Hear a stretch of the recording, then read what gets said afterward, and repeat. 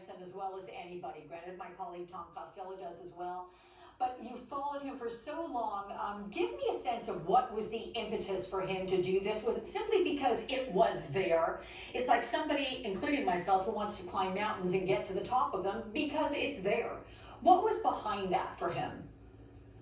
I mean, look, he has genuinely had a fascination with space for long before he had the money to be able to fund a fascination with space. Mm-hmm. And then in 2004, there was this X Prize and a project that Richard Branson was financially supporting, but that was developed by the company that later would build the spaceship you saw today or design the spaceship you saw today.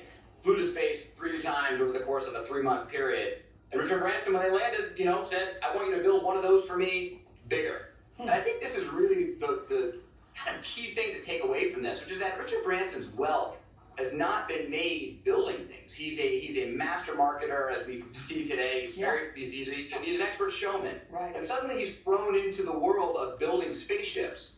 And so today, as I spent 4 years embedded inside of this company for the book, first for a magazine piece, then for the book, and it's important to remember that all the time I'm there inside the company, it's unclear whether the narrative is a triumph against all odds, or a cautionary tale. And as far as Richard Branson making it to space today, it's it was an against all odds kind of situation. And so I think that hats off to them.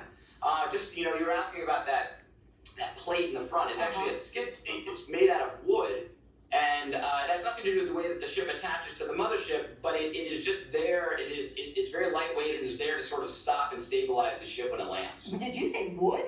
Really? It's made out of wood? Yeah, there's a piece of wood on the bottom. Okay, well that seems somewhat rudimentary given the rest of what we've been witnessing, but okay, well, it worked.